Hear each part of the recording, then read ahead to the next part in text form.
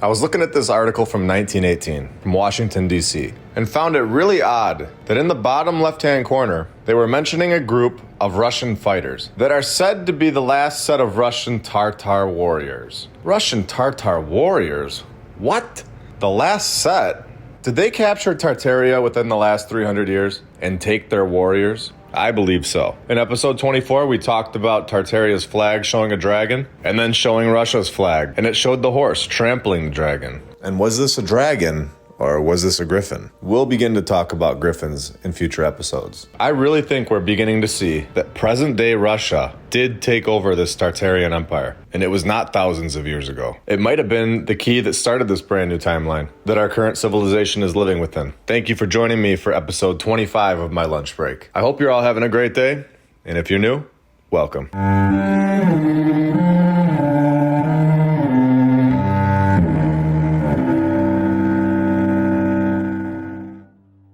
And I want to give a shout out to our sponsor over on Patreon, Victor Perez. For only $19.99 a month, you can also be a sponsor on this channel and get a shout out for the next 4 weeks as well. That link will be right in the description below. Thank you for your support. The Milan Cathedral looks like something we build today, doesn't it? I think my town built a few of these last year. Could you imagine? Construction began on the Milan Cathedral in 1386, of course, only 637 years ago. And we have to remember how advanced the people of 1386 were. They drove around in electric cars, had wireless internet. They could video call each other from thousands of miles away, and could press a button and get their groceries delivered to their house. Oh wait, no, that's us. What did they have? Flying cars? What? They rode around on donkeys and didn't have bathrooms in their house? How is it possible that they built the Milan Cathedral then, and we can't today? Do you all get the point? Which construction company worked for 600 years? The narrative is ridiculous. The way they explain the people from 600 years ago is insane. They were obviously more technologically advanced than us at the time that this cathedral was built. Remember, I always say that this is my opinion, and you can believe whatever you would like to believe. This is all based on my research, and I'm just sharing what I've found in my own way. But, no, we did not build this cathedral. If we did, we, meaning this current civilization that we are living with today, then why did we stop building with this type of perfection all over the world, not just in Italy? This is a worldwide agenda that is keeping back knowledge that we previously had, and we're clearly capable of doing. There is some sort of suppression going on, and when we see this cathedral, it makes this very easy to understand. It's right in our faces. You can see it. You don't need to convince anyone that this is incredible and way out of our league. 135 spires, 354 feet in the air. Here, they show a fake picture drawing of this cathedral in 1745. So for 359 years, they basically didn't get anything done. In this depiction, they have no spires, no incredible architecture, no stonework. It even shows some wood planks at the top, pretending like that was how they built. So now an updated photo in 1838, only 93 years later. What do you know? The whole thing is done and completed. Because the 1800s people just knew what they were doing, of course. This couldn't be more of a joke, in my opinion. This did not take 600 years to build. It didn't take generations upon generations of people to build. Whoever built this had the knowledge and built it within their lifetime. This is the same insane type of narrative that they tried to get away with for the construction of the Cologne Cathedral in Germany. Here they try to give us a list of all the masterminds behind this project. 78 people. Over 600 years. The first 63 people were basically useless, since nothing was accomplished until 1800, according to the narrative. My point here, and of course my opinion, is that these people are all a bunch of fake names. Fake characters, or had no involvement in the construction of this building, especially any character that is given to us that is said to be before the year 1800. Because right around this time period is where our timeline begins, in my opinion. And everything before that is null and void. And my first 24 episodes show hours of factual evidence of this. Now, it's possible it is around 1750, or if we're giving them the benefit of the doubt, possibly 1700. But if anyone can go back and look at your family tree, why does it stop at a certain point? Why can we not trace it back to 1600, 1500, 1400? None of us. How did our families get here? Where did we come from? Something happened is all I'm trying to say. Right around 300 years ago. Now, let's get back on track. What is going on with the front door of this Milan Cathedral? It looks like it's showing us an event, especially the top part that is covered by a net. It looks like there's something going on with the two individuals right in the center at the top. Like a very important meeting between two very important people, with angels and all these different type of people on the ground, and other types of beings in the air that were able to fly, which is very interesting, whether it was a true event or not. But if they were the ones that constructed this place, then why wouldn't they put something important on their front door?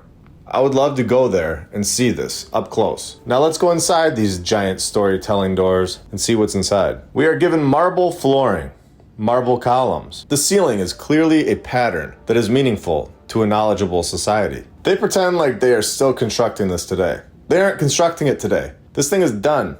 It's been done. And we aren't building another one. So we used to build with stone and marble in the 1800s, supposedly. So we must have been using plastic siding for centuries before that, right? Since we are, of course, a civilization of advancement and evolving. So what is this in 1950? We begin to build worse than before? Fine, it's cost effective. But why lose all ability all over the world to ever construct a building ever again, the way they were built in the past with marble and stone? Not one. You would think it would be even 95% plastic siding, 5% stone and marble, or even 99% siding and 1% stone and marble. But the fact that there is not one single structure in the world being built like the old world is telling, to say the least. It does remind me of when Don Pettit said that the telemetry data has been deleted, and it's a painful process to get it back. I'd go to the moon in a nanosecond.